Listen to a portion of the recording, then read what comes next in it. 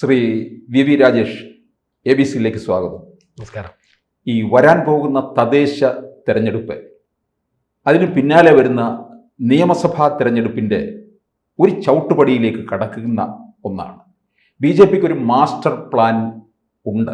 ഇത് പലതവണ വ്യക്തമാക്കിയിട്ടുള്ളതാണ്. കാരണം തദ്ദേശ തെരഞ്ഞെടുപ്പിൽ താഴെത്തട്ടിലുള്ള പ്രവർത്തനം കൂടുതൽ ഊർജ്ജസ്വലമാക്കിക്കൊണ്ട് നിയമസഭയിലേക്ക് കടക്കുക എന്നുള്ളതാണ് ഇതിനകത്തെ ഒരു പ്രധാന കാര്യം. അപ്പോൾ ആ തരത്തിൽ ഒന്ന് വിശകലനം ചെയ്യാൻ. അത് തദ്ദേശ തെരഞ്ഞെടുപ്പും നിയമസഭാ തെരഞ്ഞെടുപ്പും തമ്മിൽ മാസങ്ങളുടെ വ്യത്യാസമാണ് ഇപ്പോൾ കഴിഞ്ഞ കുറേ കാലമായി കേരളത്തിൽ വരുന്നത്. തദ്ദേശ തെരഞ്ഞെടുപ്പിനെ സംബന്ധിച്ച്, അത് BJPക്ക് അല്ല, മറ്റുള്ള എല്ലാ രാഷ്ട്രീയ പാർട്ടിയെ സംബന്ധിച്ച് ഒരു പ്രസ്ഥാനത്തെ ആ പ്രസ്ഥാനമായിക്ക് മാറ്റുന്ന സാധാരണക്കാരായ പ്രവർത്തകരുണ്ട്. ഇപ്പം നേതൃത്വമൊക്കെ ഉണ്ടെങ്കിലും ഒരു പാർട്ടിയെ പാർട്ടിയാക്കി മാറ്റുന്നത് ബൂത്ത് തലത്തിലും പഞ്ചായത്ത് തലത്തിലുമൊക്കെ പ്രവർത്തിക്കുന്ന സാധാരണ പ്രവർത്തകരാണ്. അവർ നടത്തുന്ന പ്രവർത്തനങ്ങളുടെ പ്രതിഫലനവും ഏകോപനവുമാണ് മുകൾ തട്ടിൽ നടക്കുന്നത്. അപ്പോൾ അത്തരത്തിലുള്ള സാധാരണക്കാരായ പ്രവർത്തകർക്ക് മത്സരിക്കുവാനും അവർക്ക് ജീവിതത്തിൽ ജനപ്രതിനിധിയാകുവാനും കിട്ടുന്ന ഏറ്റവും വലിയൊരു അവസരമാണ്. ആയിരക്കണക്കിന് ആൾക്കാർക്ക് മത്സരിക്കാൻ സാധിക്കും. അപ്പോൾ ജനാധിപത്യത്തിലെ ഉത്സവം എന്ന് പറയുമ്പോൾ ഒരു മഹോത്സവമായിട്ടാണ് പഞ്ചായത്ത് തെരഞ്ഞെടുപ്പ് വരുന്നത്. ഈ തെരഞ്ഞെടുപ്പിലൊക്കെ തന്നെ ഈ കഴിഞ്ഞ ഒരു 3-4 തെരഞ്ഞെടുപ്പുകൾ, പഞ്ചായത്ത് തെരഞ്ഞെടുപ്പുകൾ എടുത്തു നോക്കിയാൽ ഏറ്റവും കൂടുതൽ ഒരു മുന്നേറ്റം വരുന്നത്, അപ്പോൾ സീറ്റിൻ്റെ എണ്ണത്തിൽ മാത്രമല്ല ഞാൻ പറയുന്നത്, സ്ഥാനാർത്ഥികൾ പരമാവധി മത്സരിക്കുന്നു, പുതുമുഖങ്ങൾ, അതോടൊപ്പം തന്നെ വ്യത്യസ്ത വിഭാഗങ്ങളിൽ നിന്ന് വനിതകൾ, വിദ്യാസമ്പന്നരായവർ, ചെറുപ്പക്കാരൊക്കെ മത്സരിക്കുന്നു. അങ്ങനെയൊക്കെയുള്ള ഒരു ചുവട് മുന്നോട്ട് ഓരോ തെരഞ്ഞെടുപ്പിലും കാഴ്ചവെക്കുന്നത് BJPയാണ്. ഈ തെരഞ്ഞെടുപ്പിനെയും ഞങ്ങൾ വളരെ പ്രതീക്ഷയോടെയാണ് കാണുന്നത്. അപ്പോൾ വളരെ വലിയൊരു മുന്നേറ്റം ഈ തെരഞ്ഞെടുപ്പിൽ ഞങ്ങൾക്ക് ലോക്കൽ ബോഡി തലത്തിൽ ഉണ്ടാക്കാൻ സാധിക്കും. അതിൻ്റെ പ്രതിഫലനം തീർച്ചയായിട്ടും നിയമസഭാ തെരഞ്ഞെടുപ്പുണ്ടാകും. ഈ തിരുവനന്തപുരം കോർപ്പറേഷൻ നമുക്കറിയാം, ഏതാണ്ട് കയ്യെത്തും ദൂരത്ത് നിൽക്കുകയാണ്. അതുപോലെ തന്നെ തൃശ്ശൂരും പിന്നെ മുനിസിപ്പാലിറ്റി ഇതൊക്കെ തന്നെ നേടിയെടുക്കാവുന്ന തരത്തിലേക്കാണ്. കൂടാതെ നിരവധി വാർഡുകളുടെ കാര്യം തന്നെ പറയുകയും ചെയ്യുന്നുണ്ട്. ഇതിൽ തിരുവനന്തപുരത്തേക്ക് വന്നു കഴിഞ്ഞാൽ നമ്മൾ 2024 ലോക്സഭാ തെരഞ്ഞെടുപ്പിൻ്റെ ഒരു കണക്ക് വെച്ച് നോക്കുമ്പോൾ ഏതാണ്ടൊരു 72 വാർഡുകളിൽ BJP മുന്നിട്ട് നിൽക്കുന്നതായിട്ടാണ് നമുക്കറിയാൻ കഴിഞ്ഞിട്ടുള്ളത്. ആ കണക്ക് ഈ തെരഞ്ഞെടുപ്പിൽ, തദ്ദേശ തെരഞ്ഞെടുപ്പിൽ അങ്ങനെ തന്നെ നിലനിർത്താൻ കഴിയും. അതായത് പാർലമെൻറ്റ് തെരഞ്ഞെടുപ്പും നിയമസഭാ തെരഞ്ഞെടുപ്പും തദ്ദേശ തെരഞ്ഞെടുപ്പും മൂന്ന് പാറ്റേണിലുള്ള വോട്ടിംഗ് രീതിയാണ് നടക്കുന്നത്. അതുകൊണ്ട് തന്നെ യാഥാർത്ഥ്യബോധത്തോടെ തന്നെയാണ് ഞങ്ങൾ ഈ തെരഞ്ഞെടുപ്പുകളെ സമീപിക്കുന്നത്. പാർലമെൻറ്റ് തെരഞ്ഞെടുപ്പിൽ ഞങ്ങൾക്ക് താങ്കൾ പറഞ്ഞതുപോലെ വലിയൊരു മുന്നേറ്റം കേരളത്തിൽ മുഴുവനും കാഴ്ചവയ്ക്കാൻ സാധിച്ചു. പ്രത്യേകിച്ചും നഗരമേഖലകളാണെങ്കിൽ തൃശ്ശൂർ, തിരുവനന്തപുരം, കോഴിക്കോട് പോലുള്ള കോർപ്പറേഷനുകളിലൊക്കെ തന്നെ വളരെ മുന്നേറ്റം കാഴ്ചവയ്ക്കാൻ സാധിച്ചു.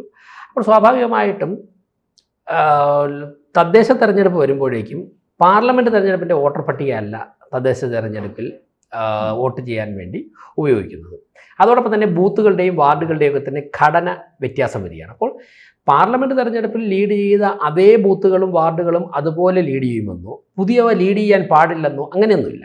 അപ്പോൾ തദ്ദേശ തെരഞ്ഞെടുപ്പിൽ ജനങ്ങൾ നേരിട്ട് കാണുന്ന സ്ഥാനാർത്ഥികളാണ് മത്സരിക്കുന്നത്. അവർക്ക് തൊട്ട് നോക്കാൻ പറ്റുന്ന സ്ഥാനാർത്ഥികളാണ് മത്സരിക്കുന്നത്. അവരുടെ വീടിനടുത്തുള്ളവർ, അവരുടെ സുഹൃത്തുക്കളൊക്കെയാണ് മത്സരിക്കുന്നത്. അപ്പോൾ അതോടൊപ്പം തന്നെ അതാത് തദ്ദേശ സ്ഥാപനങ്ങളുടെ രാഷ്ട്രീയ പശ്ചാത്തലം, അവിടെ ഉയർന്നുവന്ന സമരങ്ങൾ, അവിടുത്തെ ഭരണത്തിൻ്റെ രീതി, ഇതൊക്കെ തന്നെ പ്രതിഫലിക്കും.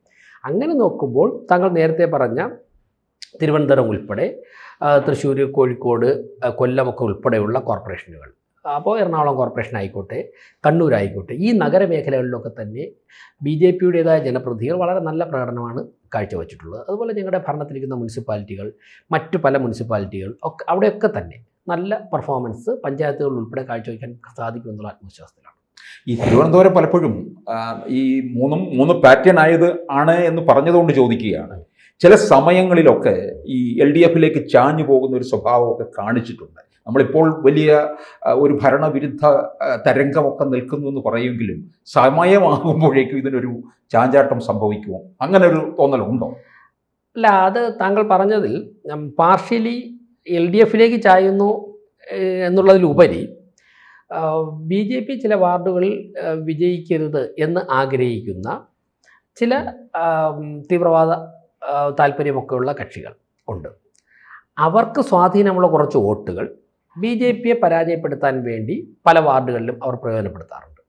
ഉദാഹരണത്തിന് ഇപ്പോൾ നമ്മുടെ തീരദേശ മേഖല എടുക്കായിക്കോട്ടെ, പൂന്തുറ പോലുള്ള ഭാഗങ്ങൾ, അവിടെ ഞാൻ BJPക്ക് വിജയസാധ്യത കയ്യെത്തും ദൂരത്താണെന്ന് പറയുന്നില്ല. പക്ഷേ തൊട്ടടുത്തുള്ള അമ്പലത്തറ വാർഡ് ഇങ്ങനെയൊക്കെയുള്ള വരുന്ന പ്രദേശങ്ങളിലൊക്കെ തന്നെ, അതോടൊപ്പം തന്നെ നഗരത്തിൻ്റെ പല ഭാഗങ്ങളിലുമുള്ള ചില സംഘടനകൾ അവരുടെ സഹായം LDF തേടുന്നുണ്ട്. അപ്പോൾ നഗരസഭയിൽ BJP ഭരണത്തിലെത്തരുത് എന്ന് LDFനോടൊപ്പം തന്നെ അവരും ആഗ്രഹിക്കുന്നു. അങ്ങനെയുള്ള ചില വ്യത്യാസങ്ങളൊക്കെ ചില സമയത്ത് വന്നിട്ടുണ്ട്. പക്ഷേ ജനങ്ങളുടെ താല്പര്യം, ജനങ്ങളുടെ വികാരം, വികസനത്തിന് അനുകൂലമായ ഒരു ഒരു ഒരു ഒരു ആവേശം നിറഞ്ഞ ഒരു മുന്നേറ്റം, അതോടൊപ്പം തന്നെ നമ്മുടെ തിരുവനന്തപുരത്തിൻ്റെ സാധ്യതകളൊക്കെ തടയുന്ന ഒരു 40-45 വർഷത്തെ ഒരു അഴിമതിയുടെയും ധാർഷ്ട്യത്തിൻ്റെയും ഒക്കെ തന്നെ, വികസനമില്ലായ്മയുടെയൊക്കെ തന്നെ ഒരു ചരിത്രമുണ്ട്. അത് മാറ്റി എഴുതണമെന്ന് ജനങ്ങൾ വലുതായിട്ട് ആഗ്രഹിക്കുമ്പോൾ ഈ ഘടകങ്ങളൊക്കെ തന്നെ മറികടക്കാൻ സാധിക്കും.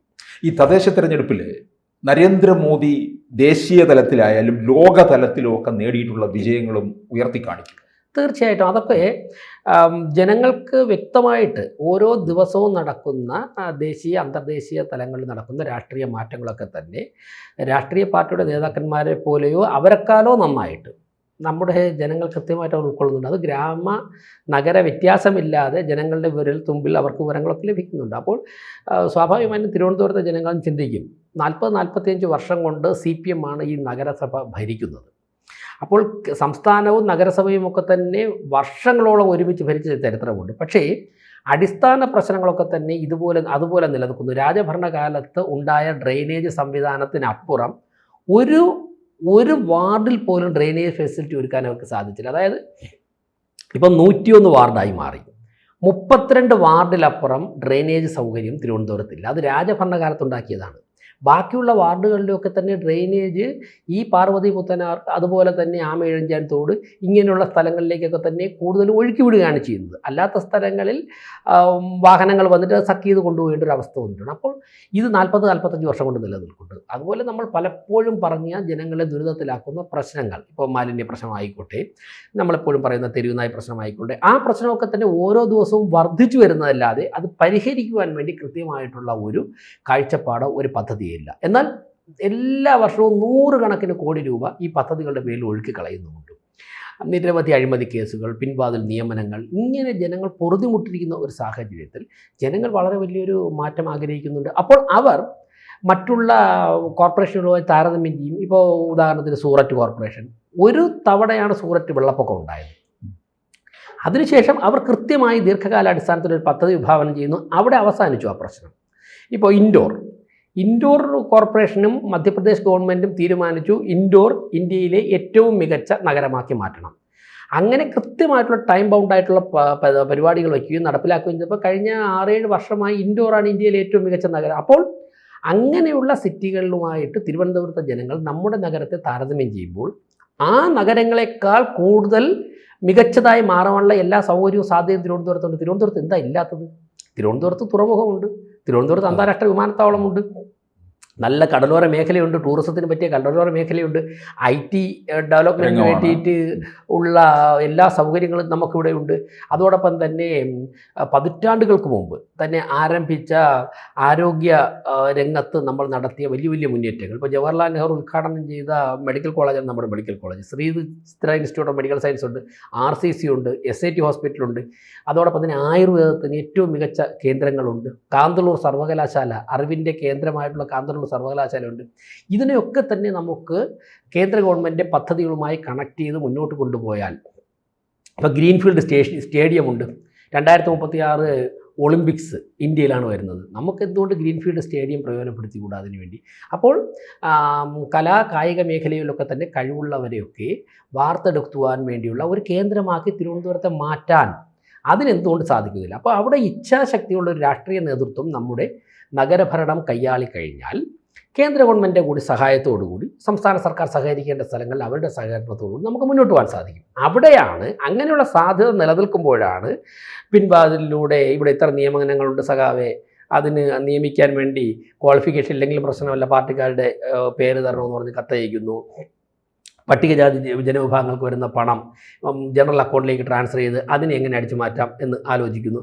അപ്പോൾ വലിയ വലിയ സാധ്യതകളെക്കുറിച്ച് ചിന്തിക്കാതെ പെറ്റിക്കാര്യങ്ങളിൽ ചുറ്റിപ്പറ്റി കിടക്കുന്ന ഒരു രാഷ്ട്രീയ നേതൃത്വത്തിന് ഒരിക്കലും മാറ്റം കൊണ്ടുവരാൻ സാധിക്കില്ല എന്ന് തിരുവനന്തപുരത്തെ ജനങ്ങൾക്ക് ബോധ്യമുണ്ട്. അപ്പോൾ അവർ എല്ലാ വൈതരണികളും തരണം ചെയ്തിട്ട് തീർച്ചയായിട്ടും ഒരു ഭരണമാറ്റത്തിനനുസരിച്ച് ചിന്തിക്കുമെന്നാണ് ഞങ്ങൾ പ്രതീക്ഷിക്കുന്നത്. ഈ തിരുവിതാംകൂർ ദേവസ്വം ബോർഡിൻ്റെ പേര് പറഞ്ഞുകൊണ്ട് സർക്കാർ നടത്തുന്ന അയ്യപ്പ സംഗമം, ഇത് ശബരിമല യുവതീ പ്രവേശ വിഷയത്തിലൂടെ CPM-ന് നഷ്ടപ്പെട്ടു പോയ വോട്ടുണ്ട്. ആ വോട്ട് തിരിച്ചു പിടിക്കുന്നതിന് വേണ്ടിയാണ്. അപ്പോൾ ശബരിമലയെ വീണ്ടും ഇവർ മറ്റൊരു ആയുധമാക്കി, രാഷ്ട്രീയ ആയുധമാക്കി മാറ്റുന്നു എന്നുള്ളത് ജനങ്ങളുടെ അടുക്കൽ ബോധിപ്പിക്കുക എന്ന് പറയുന്ന ഒരു കൃത്യം കൂടി BJPക്ക് ചെയ്യാൻ ഇല്ല. ഈ CPM ഗവൺമെൻറ് അയ്യപ്പ സംഘം, ആഗോള അയ്യപ്പ സംഘം എന്ന പേരിൽ ആ പരിപാടി അനൗൺസ് ചെയ്തപ്പോൾ തന്നെ ഈ നാട്ടിലുള്ള മുഴുവൻ ജനങ്ങളും, ശബരിമലയെക്കുറിച്ച് അറിയാവുന്ന മുഴുവൻ ജനങ്ങൾ, അത് വിശ്വാസികളാവട്ടെ വിശ്വാസമില്ലാത്തവർ, അവരൊക്കെ തന്നെ ഇതിൻ്റെ പൊള്ളത്തരം തിരിച്ചറിഞ്ഞിട്ടുണ്ട്. CPM-നും ഗവൺമെൻറ്റിനും എതിരായിട്ടുണ്ട്. ഒരു ജനങ്ങളുടെയൊക്കെ മുഖത്ത് മനസ്സിലിപ്പോൾ ഓർമ്മ വരുന്നത് കനകദുർഗയെയും ബിന്ദു അമ്മിണിയെയും ശബരിമലയിൽ സന്നിധാനത്ത് അശുദ്ധിയോടെ എത്തിച്ചതിന് ശേഷം പിറ്റേ ദിവസം രാവിലെ കേരള മുഖ്യമന്ത്രി ലോകത്തോട് വിളിച്ചു പറഞ്ഞ ഒരു സമയമുണ്ട്. അതേപോലെ എയർപോർട്ടിൽ നിന്നാണ് അത് പറഞ്ഞത്. യുവതികൾ ഇന്നലെ രാത്രി അവിടെ പ്രവേശിച്ചു എന്ന്. ആ മുഖം ജനങ്ങൾക്കൊരിക്കലും മറക്കാൻ സാധിക്കില്ല. ശബരിമലയെ അന്ന് CPM-ഉം സംസ്ഥാന സർക്കാരും തകർക്കാൻ ശ്രമിച്ചപ്പോൾ ഇവിടുത്തെ വിശ്വാസി സമൂഹം, അതിൽ രാഷ്ട്രീയ പാർട്ടി എന്നുള്ളതിലേക്ക് BJP ആ സമരത്തിനൊക്കെ തന്നെ പിന്തുണ നൽകി. ഇവിടുത്തെ വിശ്വാസി സമൂഹം ഒന്നടങ്കം അതിനെ പ്രതിരോധിച്ച് നിന്നതുകൊണ്ടാണ് ശബരിമല ഇന്നും അതേ ചൈതന്യത്തോടെ തിളങ്ങുന്നത്. ശബരിമലയും നൂറുകണക്കിന് ക്ഷേത്രങ്ങളും അതേ ചൈതന്യത്തോടെ നിലനിൽക്കുന്നത്. അങ്ങനെയുള്ള പ്രതിരോധ നിരകൾ ഉണ്ടായിരുന്നില്ലെങ്കിൽ ഈ ക്ഷേത്രങ്ങളെയൊക്കെ തന്നെ തകർക്കുവാൻ വേണ്ടി ഗവൺമെൻറ് മിഷൻ സമ്പൂർണ്ണമായി ഉപയോഗിച്ചേനെ. അങ്ങനെ ശബരിമലയൊക്കെ നിലനിൽക്കുന്നതുകൊണ്ടാണ് വോട്ട് ബാങ്ക് രാഷ്ട്രീയം മുന്നിൽ വെച്ചുകൊണ്ട് ഇവർക്ക് ഈ അയ്യപ്പ സംഗമത്തെക്കുറിച്ച് ചിന്തിക്കാൻ സാധിക്കുന്നത്. ഇനി മറ്റൊന്നുകൂടി പറയാം. ഇപ്പോൾ ദേശീയ തലത്തിൽ എന്തെങ്കിലും ഒരു ചലനം BJPക്കെതിരെ നടത്തുന്നത്, അല്ലെങ്കിൽ BJPക്കെതിരെ കുറേ സമരങ്ങൾ നടത്തുകയോ അല്ലെങ്കിൽ ഞങ്ങളൊരു പ്രതിപക്ഷമാണെന്ന് അവകാശപ്പെടുന്നത് കോൺഗ്രസ് ആണ് എന്ന് മനസ്സിലാക്കിക്കൊണ്ട് കേരളത്തിലെ ന്യൂനപക്ഷ സമൂഹം കഴിഞ്ഞ 2019, 2024 തെരഞ്ഞെടുപ്പുകളിലൊക്കെ തന്നെ, പ്രത്യേകിച്ച് മുസ്ലിം സമൂഹമൊക്കെ തന്നെ കോൺഗ്രസുമായി കൂടുതൽ അടുക്കുന്നു എന്നുള്ള യാഥാർത്ഥ്യം, പ്രത്യേകിച്ചും നിലമ്പൂർ ഉപതെരഞ്ഞെടുപ്പ് കഴിഞ്ഞതോടുകൂടി മാർക്സിസ്റ്റ് പാർട്ടിയും പിണറായി വിജയൻ തിരിച്ചറിഞ്ഞിട്ടുണ്ട്. അപ്പോൾ നഷ്ടപ്പെട്ടു പോയ ഹിന്ദു വോട്ട് ബാങ്ക് ഏതെങ്കിലും തരത്തിൽ, അതിൽ ആഗോള അയ്യപ്പ സംഗമം അയ്യപ്പ സംഗമം, അല്ലാതെ ഇപ്പം വേറെ ഏതെങ്കിലും ഈശ്വരൻ്റെ പേര് പറഞ്ഞുകൊണ്ടാണെങ്കിൽ ആ സംഗമം, അതിന് മുഖ്യമന്ത്രി ഏത് വേഷം കെട്ടാനും പട്ടുകൊടുക്കാനും മുഖ്യമന്ത്രി തയ്യാറായിട്ട് വരുമ്പോൾ അതിലെ പൊള്ളത്തരം ജനങ്ങൾ തിരിച്ചറിയുമെന്നുള്ള കാര്യത്തിൽ യാതൊരു സംശയവും വേണ്ട. ഈ മുന്നേറ്റം CPM-ന് വളരെ ശക്തമായ തിരിച്ചടി ഉണ്ടാകും. അപ്പോൾ ഇതിനെല്ലാം കൂടിയുള്ള ഒരു തിരിച്ചടിയായിരിക്കും പഞ്ചായത്ത് തെരഞ്ഞെടുപ്പ് മുതൽ അങ്ങോട്ട് കാണാൻ. തീർച്ചയായിട്ടും ജനങ്ങൾക്ക് ഇതൊക്കെ പ്രകടിപ്പിക്കാൻ വേണ്ടി ആദ്യമായി കിട്ടുന്ന അവസരം പഞ്ചായത്ത് തിരഞ്ഞെടുപ്പാണ്. അതിൻ്റെ പലിശ ഉൾപ്പെടെ നിയമസഭാ തെരഞ്ഞെടുപ്പിൽ പ്രതിഫലിപ്പിക്കും. പിന്നെ പഞ്ചായത്ത് തെരഞ്ഞെടുപ്പുകളെ സംബന്ധിച്ച് CPM-ൻ്റെ നേതൃത്വത്തിലാണ് കൂടുതൽ പഞ്ചായത്തുകളും മുനിസിപ്പാലിറ്റിയൊക്കെ തന്നെ കേരളത്തിൽ ഭരണം നടക്കുന്നത്. ഈ സ്ഥാപനങ്ങൾ എടുത്തു നോക്കിയാൽ ഒരുപക്ഷെ ഞെട്ടിപ്പിക്കുന്ന അഴിമതികളാണ് ഓരോ പഞ്ചായത്തിലും ഓരോ മുനിസിപ്പാലിറ്റിയിലും കോർപ്പറേഷൻ നടക്കുന്നത്. ഞങ്ങൾ ഒരുപാട് കാര്യങ്ങൾ ഞങ്ങൾ പുറത്തു കൊണ്ടുവന്നിട്ടുണ്ട്. ഇപ്പോൾ സാധാരണക്കാരായ ജനങ്ങൾ നികുതി അടയ്ക്കുന്നു. ആ നികുതി പണം വാങ്ങിക്കൊണ്ട് പോകുന്ന ഉദ്യോഗസ്ഥന്മാർ ട്രഷറിയിൽ അടയ്ക്കാതെ അവരുടെ പോക്കറ്റിൽ ഇട്ടുകൊണ്ട് കോടിക്കണക്കിന് രൂപ അടുത്ത വർഷം വീണ്ടും അടയ്ക്കാൻ ചെല്ലുമ്പോൾ കഴിഞ്ഞ വർഷം കൊടുത്ത പണത്തിൻ്റെ കണക്കില്ല, വീണ്ടും ഫൈൻ ഉൾപ്പെടെ അടയ്ക്കേണ്ടത്. കയ്യോടെ പിടിച്ചില്ലേ? ഞങ്ങളിവിടെ 10-30 ദിവസം സമരം കിടന്നിട്ട് കയ്യോടെ പിടിച്ച് CPM-ൻ്റെ ഒരു യൂണിയൻ നേതാവിനെ പ്രതിയാക്കിയിട്ട് സസ്പെൻഡ് ചെയ്ത് റിമാൻഡ് ചെയ്യേണ്ട അവസ്ഥ വന്നില്ലേ? ഇത് കേരളത്തിലെ എല്ലാ തദ്ദേശ സ്ഥാപനങ്ങളിലും നടക്കുന്നുണ്ട്. അതിനൊക്കെ എതിരായിട്ടുള്ള ഒരു ജനവികാരമായിരിക്കും തദ്ദേശ സ്ഥാപനങ്ങൾ നടക്കാൻ പോകുന്നത്. കൂടുതൽ വാർത്തകളും വിശേഷങ്ങളും നിങ്ങളിലേക്ക് എത്താൻ ABC മലയാളം സബ്സ്ക്രൈബ് ചെയ്യുക, ബെൽ ബട്ടണും അമർത്തുക.